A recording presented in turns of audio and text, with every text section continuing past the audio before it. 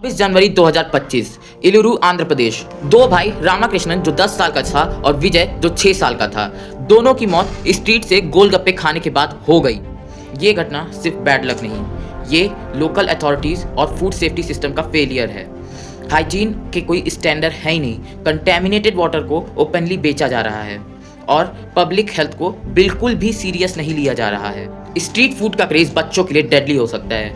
Food safety और hygiene को ignore करना पब्लिक की गलती है और ये लोगों की जिंदगी को खतरे में डाल रहा है। कई शहरों और विलेजेस के अंदर वाटर सप्लाई कंटेमिनेटेड निकला है। आर्सेनिक और फ्लोराइड के भी ट्रेसेस पाए गए हैं, जिसकी वजह से बच्चों के अंदर डायरिया और कई तरीके की बीमारी फॉर्म होती है। वाटर सप्लाई इंफ्रास्ट्रक्चर आउटडेटेड है, पुअरली मेंटेन्ड है, मॉनिटरिंग और सेफ्टी चेक ऑलमोस्ट जीरो है, पॉलिसी और इन्फोर्समेंट सिर्फ पेपर तक लिमिटेड है और इसका हमारे बच्चों पे, हमारे लोगों पे, हमारी पब्लिक पे एक डेडली इंपैक्ट पड़ रहा है।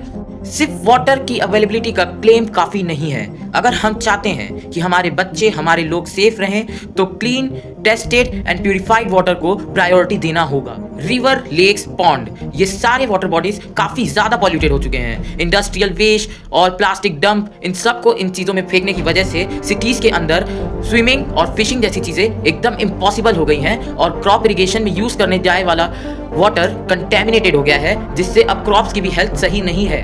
पॉल्यूशन रिवर्स के अंदर अनकंट्रोल्ड है। लोगों और अथॉरिटीज की अकाउंटेबिलिटी फेल हो रही है और ये लोगों की भी लापरवाही है जो एक रिवर को एक टॉयलेट या डंपिंग ग्राउंड की तरह यूज कर रहे हैं। सिर्फ क्लीनिंग का इनिशिएटिव काफी नहीं है। अगर हम अपने वाटर बॉडीज की कंडीशन को इंप्रूव नहीं करते हैं तो पब्लिक हेल्थ, एग्रीकल्चर, इकोलॉजी सब खतरे में है। सेफ वाटर और क्लीन वाटर बॉडीज को सीरियसली लेना होगा, वो भी एज सून एज पॉसिबल। हम लोग को अपने सारे वाटर बॉडीज की कंडीशन को सुधारना होगा। फूड और वाटर एक बेसिक नीड है, कोई प्रिविलेज नहीं। और जब बेसिक नीड ही खतरे में आ जाए तो डेवलपमेंट बस एक हेडलाइन बन के रह जाता है।